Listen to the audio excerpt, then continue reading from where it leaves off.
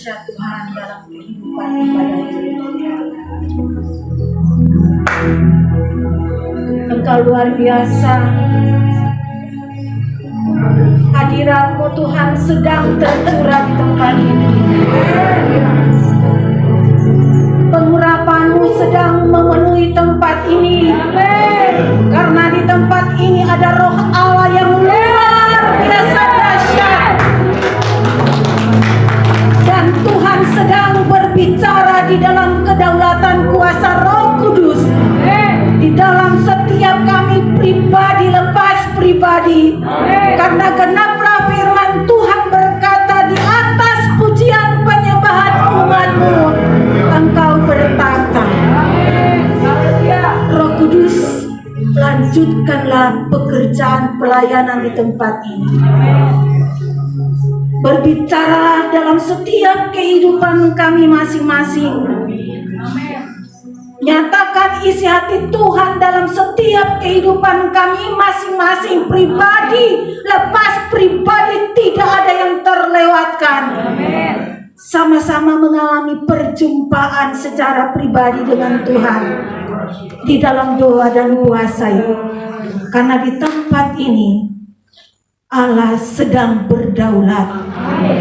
Di tempat ini ada kuasa yang memerdekakan, kuasa firman Tuhan. Di tempat ini ada jawaban lepas jawaban. Di tempat ini ada mukjizat lepas mukjizat terjadi.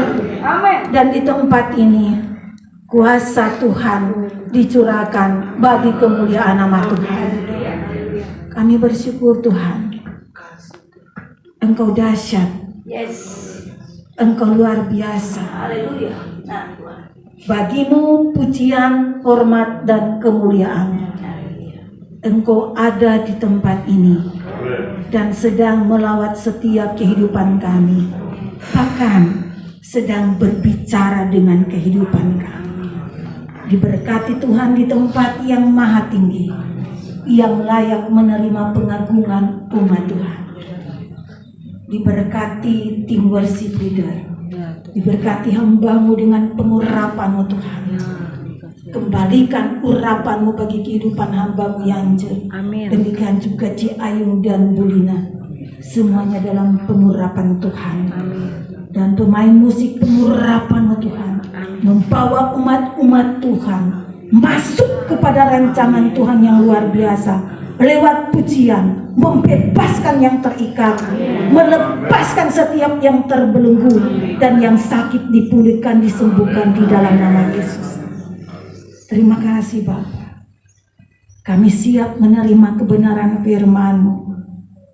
Kuasai setiap kehidupan kami sehingga setiap kebenaran firman Allah yang kami dengar benar-benar itu kami responi.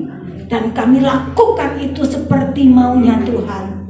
Karena firman Tuhan itu adalah Allah sendiri. Diberkati hamba-Mu di dalam keterbatasannya. Roh hikmat-Mu yang tentang firman Allah dicurahkan atas kehidupan pribadinya. Sehingga bukan dia yang berkata-kata, tetapi firman Tuhan yang berbicara melalui mulutnya. Karena apa yang keluar dari mulutnya tidak akan pernah kembali dengan sia-sia, tetapi firman itu akan melakukan dan mengerjakan sampai berhasil di dalam nama Tuhan Yesus. Terpujilah Tuhan, kami sambut kebenaran firman Tuhan. Di dalam nama Yesus kita sama-sama katakan amin. Berikan kemuliaan bagi Tuhan. Puji Tuhan, luar biasa. Ada sesuatu yang Tuhan kerjakan di doa puasa Ester di bulan Februari ini. Ketika kita masuk di dalam pujian penyembahan, Tuhan sedang berbicara dengan kita. Tuhan sedang menyentuh setiap keberadaan hidup kita, supaya benar-benar kita tenggelam di dalam hadirat Tuhan. Tenggelam di dalam hadirat Tuhan. Responi ketika engkau sedang menyembah Tuhan. Benar-benar fokus menyembah Tuhan. Sehingga Tuhan melakukan perkara yang dahsyat di dalam kehidupan kita semua. Sehingga sama-sama kita mengalami Tuhan. Sama-sama kita diberkati. Sama-sama kita diurapi. Sehingga ketika kita pulang tidak sama ketika kita datang. Tetapi kita pulang dengan membawa janji janji-janji Allah yang tergenapi dalam hidup kita. Kita pulang dengan membawa berkat-berkat Tuhan, jasmani dan rohani menjadi bagian setiap kehidupan kita. Satu hal yang Tuhan minta supaya kita merespon. Dan pagi hari ini kita akan bahas satu ayat yang sudah dihafal oleh jemaat Tuhan. Sudah tidak asing lagi dalam kehidupan kita tentang firman Tuhan ini. Kita akan membahas tentang hati. Kenapa pada siang hari ini, pagi hari ini, puji Tuhan dipercayakan di pagi hari. Biasanya sore hari, sore malam hari. Tadi lagi doa, saya nggak buka HP, dapat SMS dari Bu Alex Shirley. Sesi pertama jam 9, wow keren. Saya katakan, oh puji Tuhan keren, dahsyat gitu.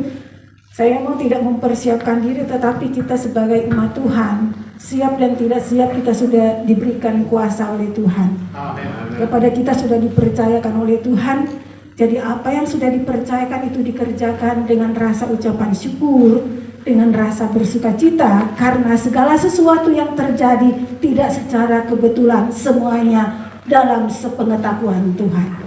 Dan saya meresponi, saya bersyukur, saya katakan berikan aku kemampuan, dan saya katakan Tuhan apa yang mau diomongin gitu Tuhan, tentang hati.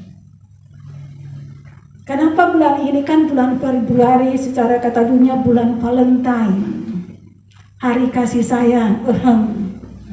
Jadi saya ngomong kita bukan muda lagi, katanya si Ance ngomong kita bukan muda lagi, nggak berayaan lagi Valentine. Tetapi yang saya ambil positifnya berbicara tentang kasih sayang, yaitu Kristus Yesus sebagai sumber kasih itu sendiri. Dan kita akan bahas kenapa hati ini saya akan bahas.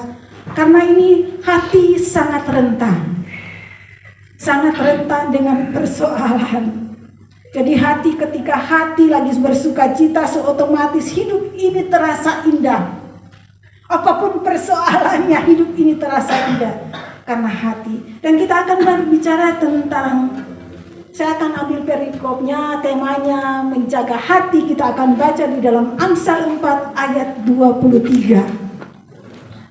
Saya akan baca Amsal 4 ayat 23 mengatakan, jagalah hatimu dengan segala kewaspadaan, karena dari situlah terpencar kehidupan. Sekali lagi saya baca, jagalah hatimu dengan segala kewaspadaan, karena dari situlah terpencar kehidupan. Terpencar kehidupan, terpancar kehidupan.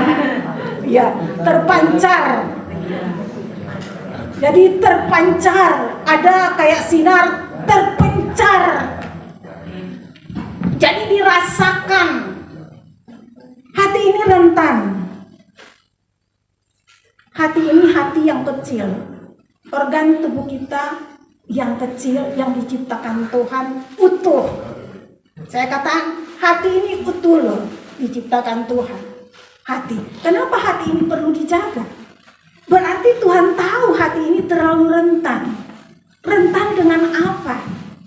Barangkali rentan dengan persoalan. Rentan dengan masalah.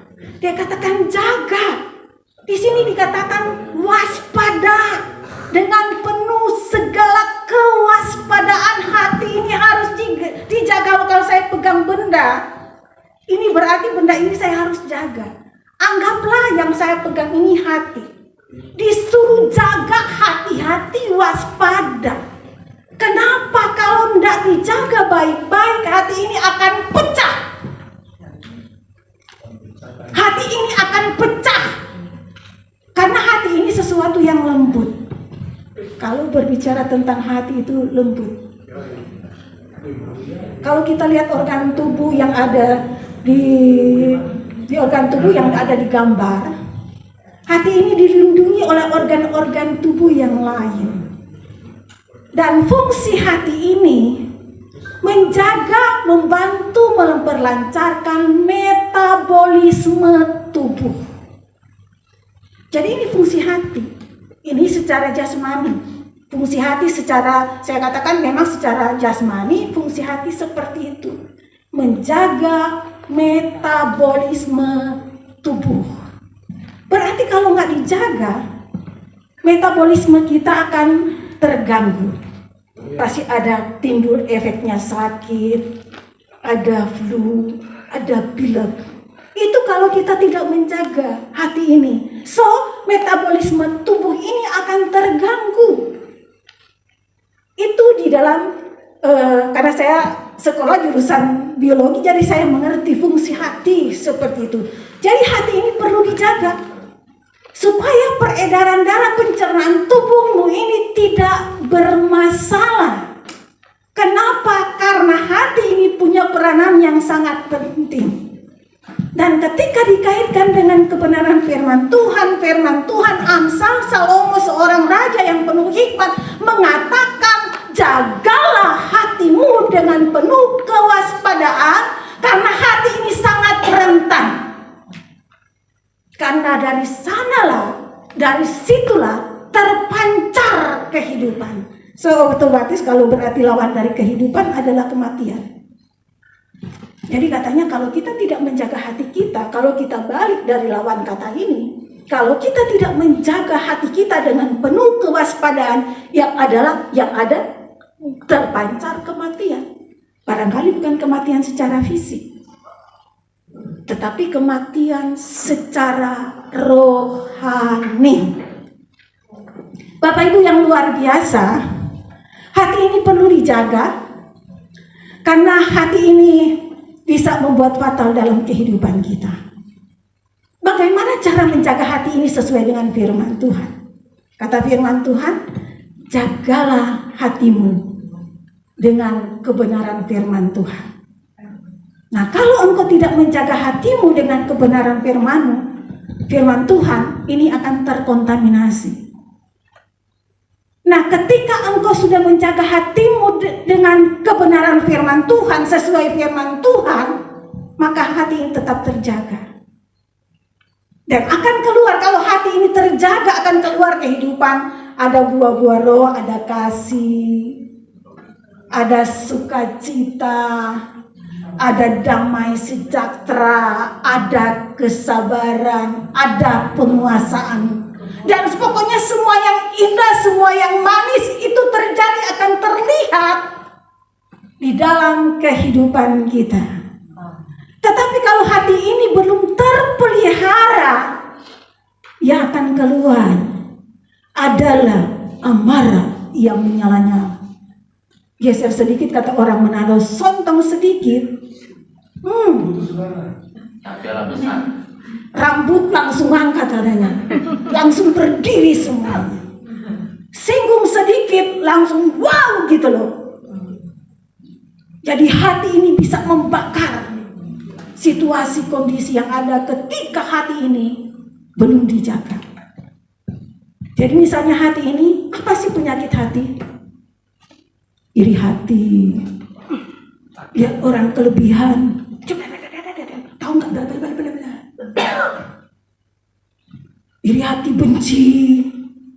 Kenapa benci? Sedikit-sedikit benci, marah-marah gitu. Ketemu sedikit bla bla bla bla, nggak kelihatan wajahnya, kelihatan sangar, saya katakan sangar gitu. Nggak suka tersenyum, judes, jutek gitu. Ada kebencian, ada kepahitan. Hati-hati, orang yang pahit, hati-hati. Nanti ada penyakit hati, sirosis, ada pembengkakan hati.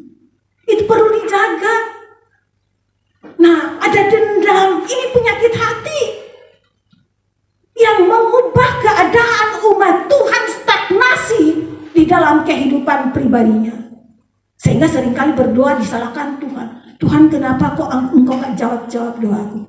Padahal sebenarnya bukan Tuhan yang salah. Seringkali kita karena saking Tuhan sayang kita balik, Tuhan kok lama sekian aku berdoa tetapi kok belum ada jawaban. Yang sebenarnya yang Tuhan mau, hatimu dipulihkan dulu. Hatimu dipulihkan, dibersihkan dulu. Tidak terkontaminasi. Kalau engkau hatimu belum beres, maka akan kelihatan dari wajahmu. Kalau salaman shalom,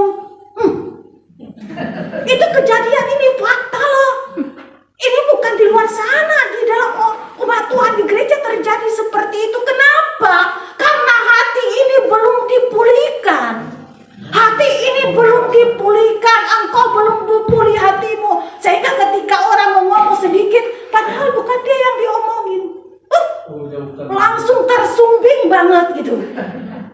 Langsung tersinggung. Pulang-pulang di rumah, tahu nggak si Sherry bla bla bla bla bla bla bla gitu. Kenapa terjadi demikian? Hati ini belum pulih. Hati ini masih ada virus-virus yang belum dibersihkan. Sedikit-sedikit ngambek. Ini kenapa hati ini belum dipulihkan? Jadi kenapa? Supaya dipulihkan engkau harus berdamai dulu dengan dirimu. Berdamai dulu dengan dirimu. Dulu orang pacaran, kita semua udah dewasa. Pacaran, ini salah satu contoh. Ketika diputusin, sakit, nangis, khususnya perempuan.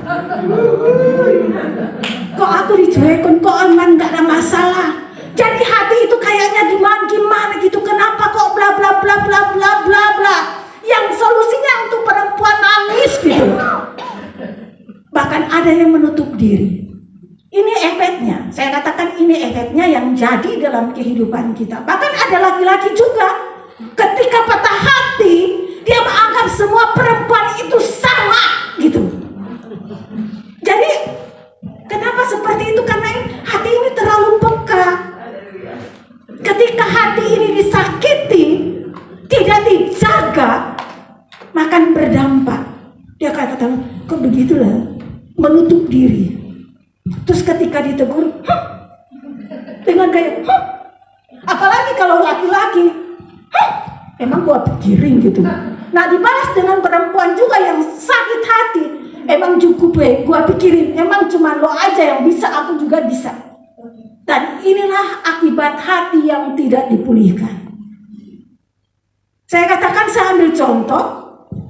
Saya pernah baca ada satu kalimat berkata begini. Kata-kata ini bagus. Hati ini seumpama besi. Ini besi, siapa yang nggak tahu besi? Di sini mana besi ya? Anggap yang saya pegang ini besi. Ketika besi ini dibiarkan, dia akan mengelupas, akan karatan, pokoknya bentuknya tak terkatakan lagi. Jadi ketika dipegang, itu jadi tangan kita nantinya ada remah-remah dari karat-karatnya. Nah demikian juga dengan hati kita katanya. Ketika hati ini tidak dipulihkan, dia seperti besi. Seperti besi yang karatan, yang ada remah-remahnya, yang tidak, maksudnya kalau dipegang terkontaminasi dengan tangan kita, kalau dilihat tidak enak. Seperti itu hati kita. Adakah hati kita seperti itu? Itu akan terlihat dari buahnya. Dari buahnya. Nah, untuk apa? Saya katakan kenapa hati ini disampaikan di pagi hari ini? Berarti di antara kita hatinya ada yang belum beres. Setiap firman Tuhan yang keluar yang disampaikan itu punya fungsi mengingatkan kehidupan kita supaya kita introspeksi. Adakah hati ini kita sakit atau adakah hati ini kita seperti karatan, seperti besi yang karatan yang perlu dipulihkan. Nah, ketika engkau mendengarkan firman Tuhan di pagi hari ini, ada waktunya Tuhan untuk memulihkan, tetapi engkau harus buka hati.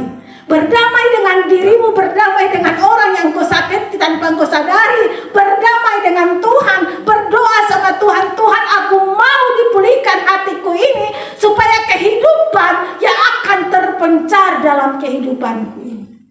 Sehingga orang akan melihat, oh iya hatinya sudah beres gitu. Sehingga sekalipun engkau disakitin, engkau digosipin, engkau tidak akan marah-marah. Karena ini hari zaman, saya katakan Bapak, ini dunia akhir zaman.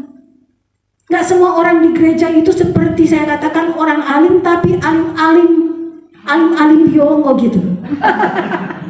Alim tetapi tidak punya kasih. Kelihatan seorang yang percaya, kelihatan seorang yang penuh kasih, kelihatan benar-benar kudus, ternyata kudisan. Kenapa? Hati yang belum dipulihkan.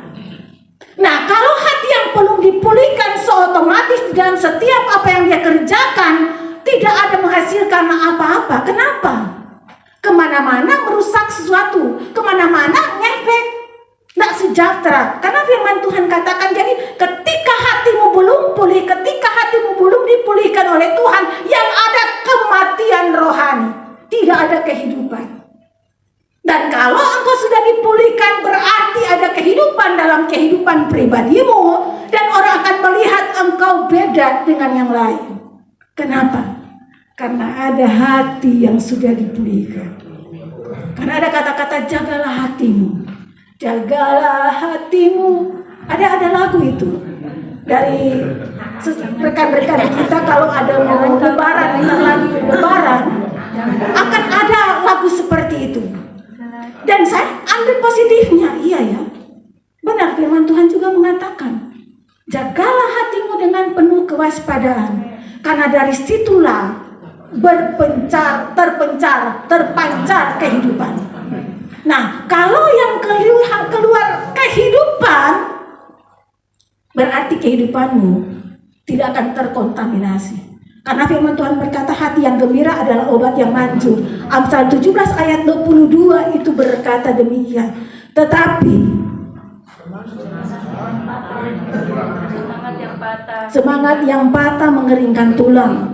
Amsal 17 ayat 22. Jadi saya katakan Bapak Ibu, kalau engkau punya hati belum dipulihkan, kalau hatimu belum pulih, pada pagi hari ini waktunya Tuhan melawat hatimu. Amin.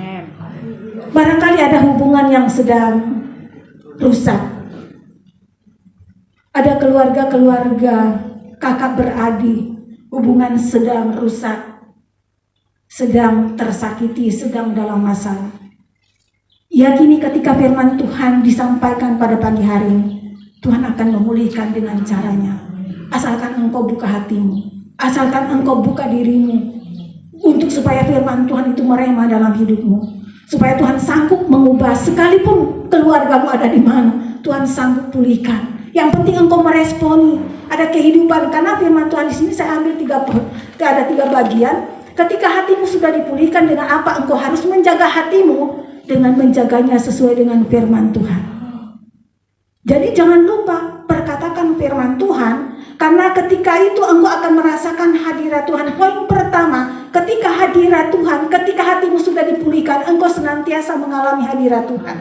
Di dalam setiap kondisi apapun, persoalan ada maupun ada persoalan, engkau tetap akan mengalami hadirat Tuhan menyertai kehidupan pribadimu. Karena seperti di dalam Mazmur 24 ayat 3, saya ambil yang bagian B dikatakan, orang yang bersih hatinya dan murni orang yang bersih tangannya dan murni hatinya akan mengalami hadirat Tuhan senantiasa di dalam setiap persoalan dan pergumulan. Itu harus kita pegang. Dan poin yang kedua, kenapa kita harus menjaga hati ini? Karena kita akan melihat kemenangan lepas kemenangan, sama seperti Joshua. Ketika dia menjaga hati, ketika dia memimpin bangsa Israel, ketika Musa mengalihkan kepemimpinan kepada Yosua karena Musa meninggal, maka Yosua mengambil alih kepemimpinan untuk menuntun bangsa Israel, dan yang terjadi adalah kemenangan. Kenapa? Karena Yosua menjaga hatinya dengan penuh kewaspadaan, karena disitulah Tuhan membuat dia ada keberhasilan, ada keuntungan dan kemenangan. Dan Yosua meresponi itu sehingga ada kemenangan. Jadi udah dua poin. Pertama, kita merasakan hadirat Tuhan, dan kedua, kita akan mengalami kemenangan lepas kemenangan. Barangkali engkau berkata, kok aku di dunia bisnis seperti ini? Berarti engkau harus perlu introspeksi dirimu, hatimu. Adakah hatimu benar-benar sudah pulih atau belum pulih seutuhnya? Karena firman Tuhan itu menjamin ketika engkau sudah dipulihkan, maka ada hadirat Tuhan senantiasa dirasakan, akan dialami, ada kemenangan lepas kemenangan yang akan engkau alami dalam kehidupan pribadimu. Sekalipun engkau berada di masa-masa sulit, tetapi ada kemenangan, ada terobosan yang Tuhan akan lakukan dalam hidupmu ketika hatimu sudah dipulihkan. Dan ketiga, kenapa kita harus menjaga hati kita? Karena kita menjadi orang-orang pilihan Tuhan. Di dalam 1 Samuel, manusia melihat yang di luar, tetapi Tuhan melihat hati. Jadi Bapak Ibu, mari coba kita cek dan recheck. Kita cek, Shirley cek, Shirley, adakah hatimu sudah terjaga? Oh sudah. Kenapa demikian? Karena apapun yang sedang kau alami, ketika hatimu ini sedang terjaga sesuai dengan kebenaran firman Tuhan, masalah boleh datang, persoalan boleh ada, kendala boleh ada, tetapi engkau tidak akan terkontaminasi. Kenapa demikian? Karena hatimu terjaga. Tetapi ketika engkau belum dipulihkan seutuhnya, maka kehidupanmu sedikit-sedikit emosi. Dan orang yang emosi cepat mati. Oh ya, orang yang suka emosi, marah-marah, darah tinggi, tiba-tiba stroke, memperpendek umurnya. Karena firman Tuhan katakan hati yang gembira adalah obat, tetapi semangat yang patah mengeringkan tulang. Jadi yang benar kebenaran firman Tuhan itu. Jadi kalau hatimu gembira, nggak ada sakit penyakit. Sakit penyakit takut. Boleh ada sakit penyakit, tetapi dia cepat keluar. Dia cepat pergi terbirit-birit. Kenapa? Karena engkau tidak meresponi. Oh iya, kalau sakit, saya katakan engkau penyakit, aku nggak mau terima engkau penyakit. Aku telah ditebus dengan darah Yesus. Oleh kuasa biru-birunya aku telah disembuhkan. Dan roh yang ada dalam diriku jauh lebih besar dari penyakit. Dan engkau penyakit sudah ditanggung oleh Yesus di kayu salib. Sehingga dia lari, masuk lagi, keluar lagi gitu. Jadi nggak lama-lama dia bercokol. Jadi kalau engkau sakit gitu, jangan engkau bawa tidur. Enak itu penyakit tetap akan bercokol terus di situ. Dan engkau mulai menggerutu, Tuhan, kok aku nggak sembuh-sembuh Tuhan. Padahal Tuhan sudah berikan kuasa atas dirimu. Kalahkan penyakit itu, maka penyakit itu takut. Penyakit itu takut lihat Shirley. Kenapa? Pasang gas, buka gas, dia langsung pergi. Takut dia, entar dibakar. Oh iya, kita harus perkatakan yang di mulutmu adalah kuasa. Jadi ketika engkau mengalami sakit penyakit, jangan dibawa tidur. Jalan dalam nama Yesus, dalam nama Yesus. Sakit disembuhkan. Oma sudah 80 tahun. 83. Nah, 83 sehat. Ini hati yang gembira. Hati yang gembira adalah obat. Kita sedikit-sedikit keso orang Manado bilang keso itu sedikit-sedikit jatuh gitu. Jadi nggak boleh, misalnya ada angin aja udah roboh gitu. Kalau angin kencang langsung roboh gitu. Apalagi semalam kita naik gunung gitu. Sedikit-sedikit ya, yang kita kalahkan, saya katakan kalahkan. Jadi waduh, diet Pak, harus diet. Jadi saya katakan kalau engkau bergembira, hatimu dipulihkan penyakit takut. Dia akan lari terbirit-birit. Orang percaya harus seperti itu. Dia akan terbirit-birit lari gimana? Mau masuk nih di Cimorina kok nggak bisa masuk. Kenapa? Ada benteng, ada perisai. Kenapa saya katakan itu umat Tuhan? Ada perisai, jadi penyakit terbirit-birit. Wah, dia kejar siapa yang lagi lemah, yang lagi loyo gitu. Masuk di siapa ya? Pak Tobing. Wah, nggak bisa. Pak Tobing dia terbirit. Wah, penyakit itu takut. Masalah itu ada boleh. Jadi kita perkatakan firman Tuhan dong. Jadi ketika penyakit lihat Cisulan. Kayaknya Cisulan. Sudah. Dia Cisulan gitu. Ini Cisulang ya. Kenapa saya katakan? Karena masalahnya kami tim doa. Setiap ada masalah dengan Cisulan, saya ntar langsung di telepon. Saya ngomong, semangat gitu. Jangan pikirkan apa kata dokter, pikirkan apa firman Tuhan berkata. Kenapa saya katakan pikirkan firman Tuhan? Kalahkan dengan firman Mataku tekanan bola matanya, memang si Suran bermasalah dengan bola matanya. Bola matanya tinggi, tekanannya tinggi gitu. Dan ketika dia check up, saya langsung feeling gini. Jadi aku mau check up gitu.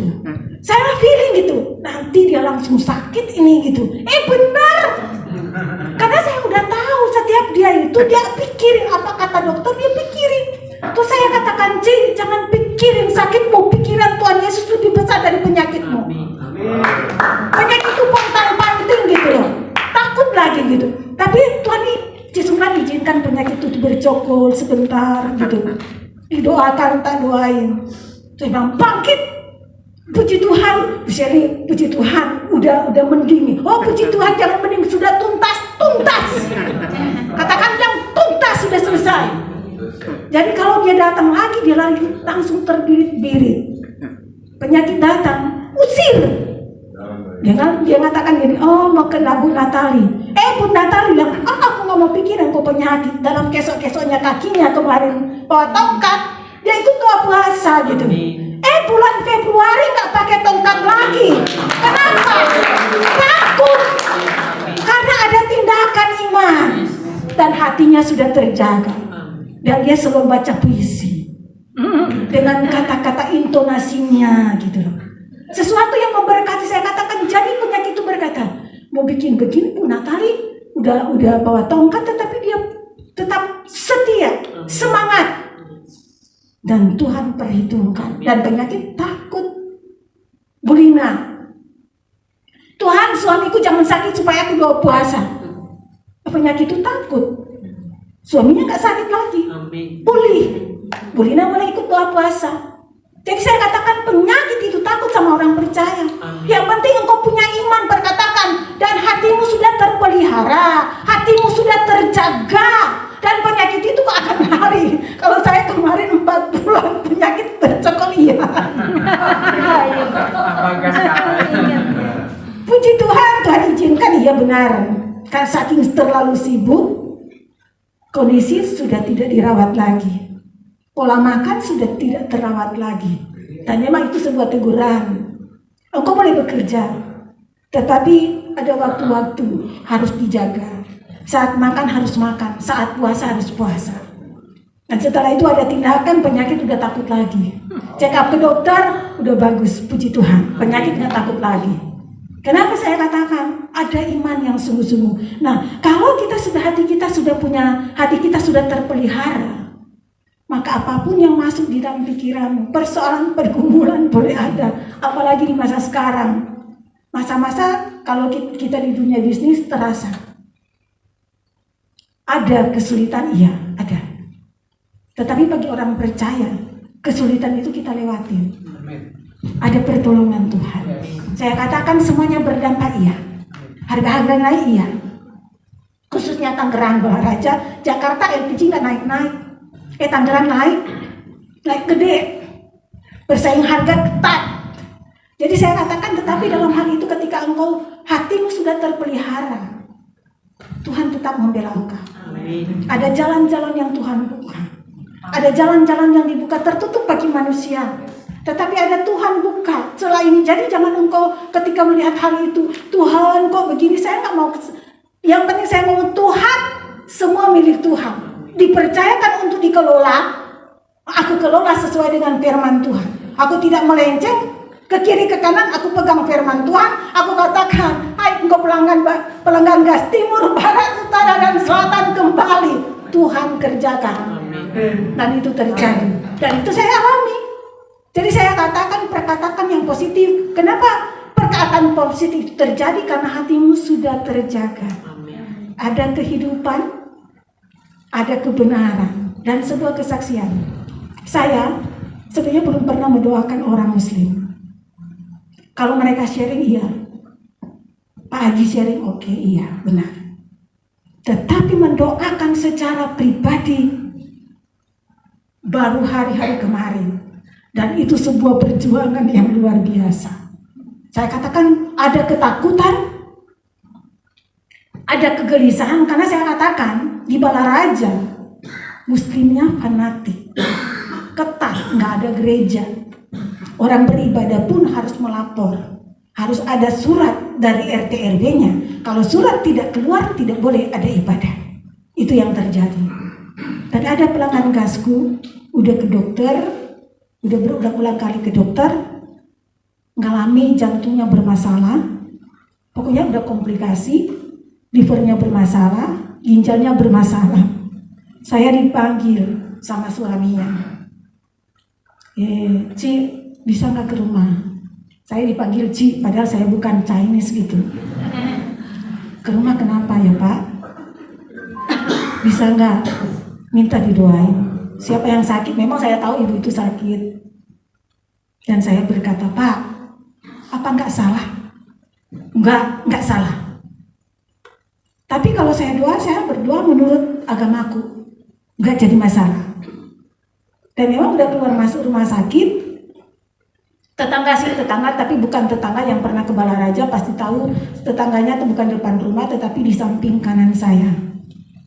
Dan saya masuklah ke rumah dia gitu. Tapi saya minta hikmat pertolongan Tuhan, apakah ini sebuah jebakan atau gimana Tuhan? Aku melakukan maunya Tuhan. Karena saya yang diundang, saya akan pergi. Jadi saya pergi, ada keluarga di situ. Ternyata di situ juga ada yang lagi besuk. Di sana kalau yang sakit, pulang dari rumah sakit, ada yang membesuk gitu kan. Ada yang membesuk juga dari kalangan mereka. Wow, keren. Saya katakan, wow, keren Tuhan. Sambil tersenyum, dengan senyum sekalipun saya nggak kenal. Halo, Syah. Saya langsung mendengar, Syah, apa kabar?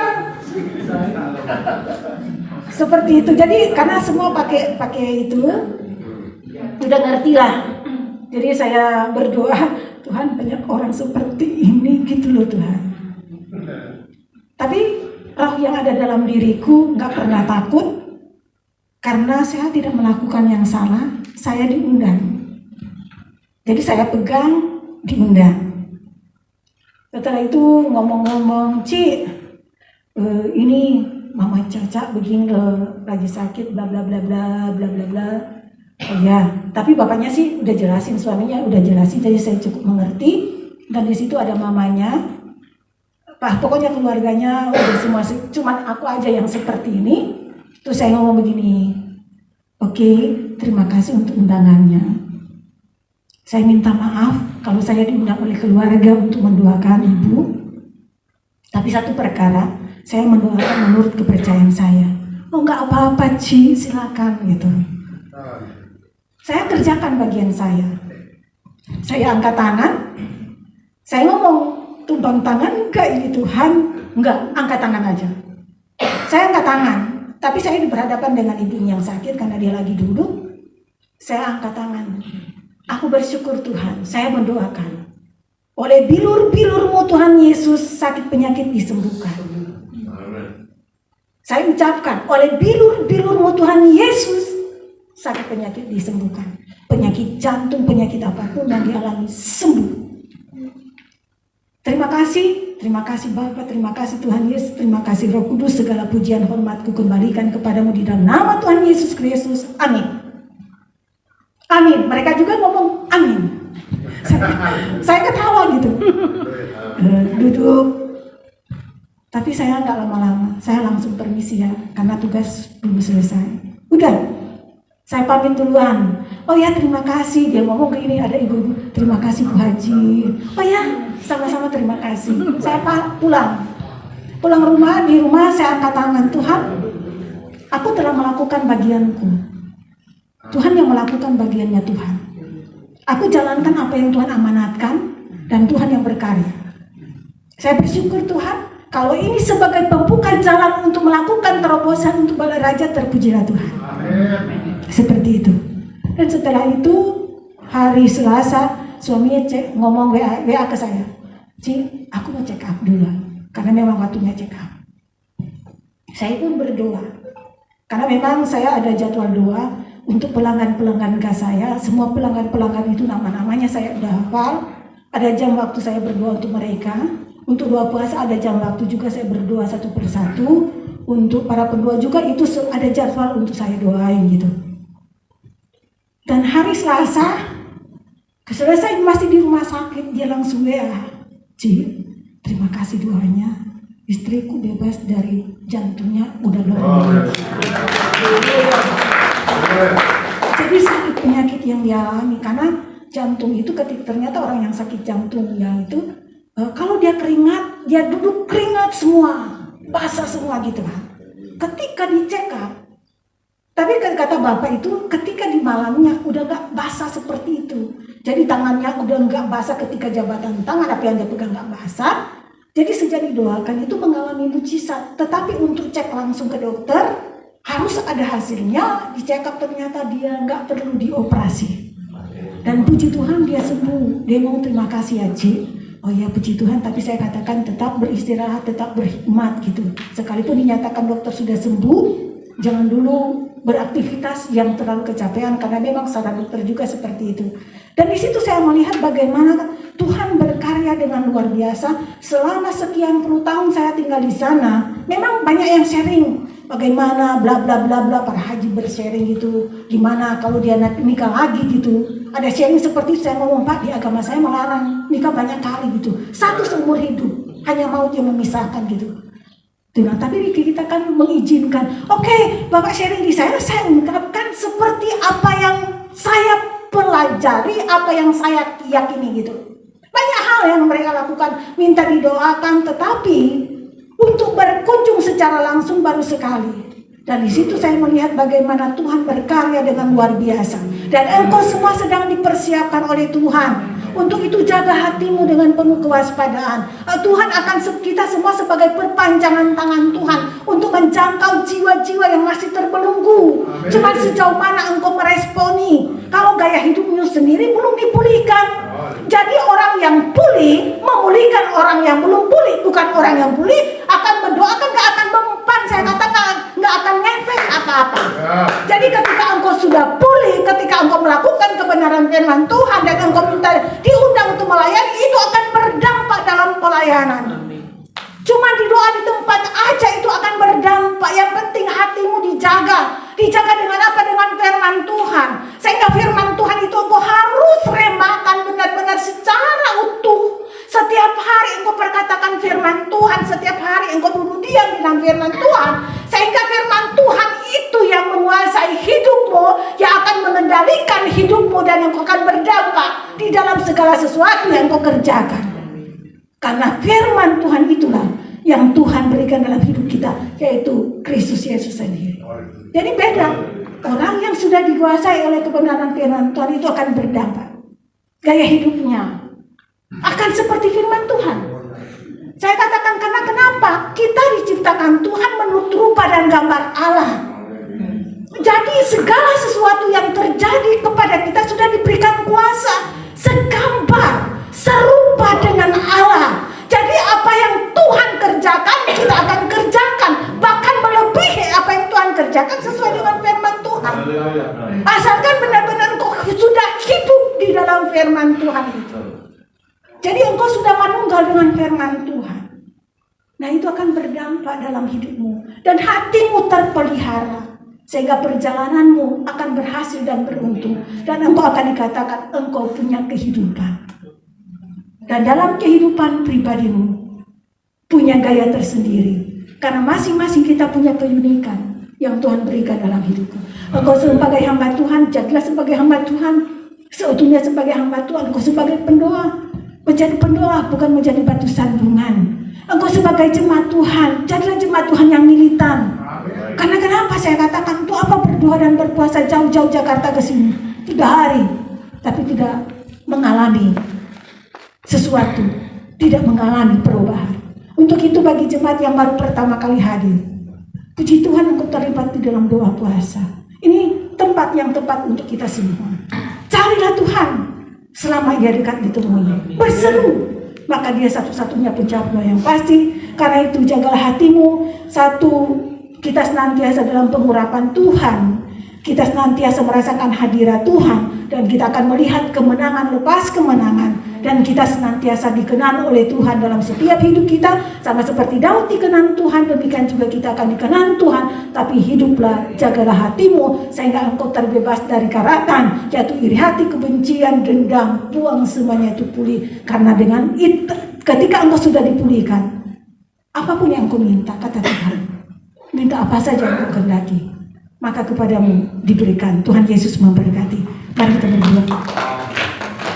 Engkau baik, sungguh baik, amat baik. Terima kasih untuk kebenaran firman-Mu. Di dalam keterbatasan hamba menyampaikan isi hati Tuhan, biar Engkau lebih jauh menerjemahkan dalam kehidupan kami, umat-umat Tuhan, sehingga itu menjadi rema dalam setiap hidup kami Tuhan. Dan pelayanan firman Tuhan ini berdampak dalam setiap